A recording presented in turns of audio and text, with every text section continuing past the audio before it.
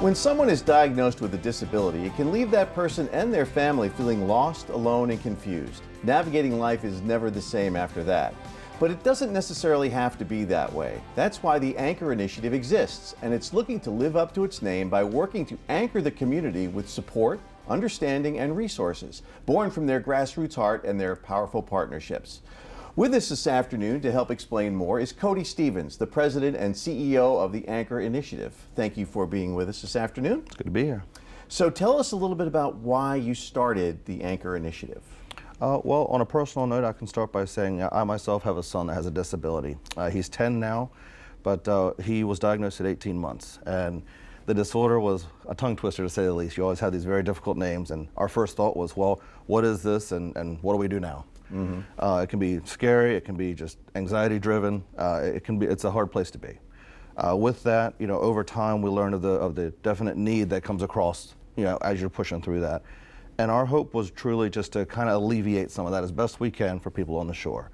So, it kind of flowed really quick. A couple of us had an idea and it blossomed. And now we have the Anchor Initiative, where we're dedicated to not just taking families and showing them the different resources that are out there, but walking them through the process of obtaining them. And so, it's probably every day there's a family that's finding out that they have maybe a child who's disabled and they don't know where to turn. So you guys are really based in education and kind of awareness, right? Yeah, and what we're trying to do is we're trying to go from diagnosis to essentially future planning, financial planning, even down to deed and trust and guardianship. We want to be able to have an entire resource hub dedicated to all that, and truly to be able to move forward with that in all aspects. We want to be able to do not just the resources and how to obtain them, but there's different caregiver educations and certifications that we have. We want to be able to provide them at a discounted rate. We want to be able to do public education, whether it be public schools, libraries, things like that, where we are currently training people as we speak to go out into those different areas and truly give awareness and education towards these different issues, while taking the family and teaching them not just the walk through life, but to be able to advocate for themselves and for those that are willing and interested to be able to be part of the workforce, to prepare them for that, for workplace training, resume building, you name it. So you have several campaigns that are going on now. Tell us about some of those. Oh yeah, we're busy. We're busy. Well, naturally you hear about the nonprofits. They always have Giving Tuesday, which is December 2nd this year. We started ours off a little bit early, and normally you see that as well. If you see a nonprofit you support, you can donate to it. And of course, we'll encourage that. But right now we're trying to gear our Giving Tuesday towards really paying for those classes.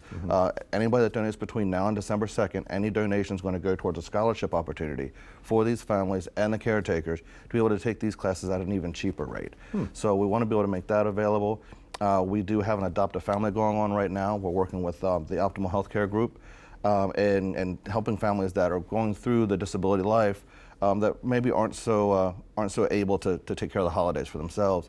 We're having an Adopt a Family, so we encourage people to connect with us to adopt a family. And then at the break of the new year, we did have a connection with a group called Dorchester Baggers. They host cornhole tournaments, sanctioned, and they do fundraisers. And through all of that, we're still getting the final details with that, so I would encourage you to stay in touch with us and with Dorchester Baggers as that comes out. We're hoping to do that in January. You hit the ground running. You got a lot of things going all at once, don't you? We are full speed, and I'll tell you what, I kind of hinted towards it before, we really got into this, was that, it kind of came as a mandate. When we first came in, we were working hard with different groups, advocacy groups and things. As disabilities on the shore, it's hard to find resources. In most cases, especially something severe, we're leaning towards, really having to go to the Western Shore. But what we want to do is not just get people to the resources. We want to work with other groups to bring resources in. And that's another major focus we're pushing for the future. All right, so for folks who want to learn a little bit more, where do they go? What information can they get? Yeah, you can go to theanchorinitiative.org. We are also on Facebook. Just look up the Anchor Initiative. We are looking for volunteers. We have 4 different committees dedicated to some of the things we were just talking about. We would love to be able to push forward through that and really grow those groups and make a big impact on the shore. Well, I think you're doing just that, Cody. You're making an impact for a lot of different families. So thank you for what you're doing. We'll have a lot of that information on our website as well for folks who are looking to find out more and reach out to the Anchor Initiative. You got it. Thank you. Thanks for being here.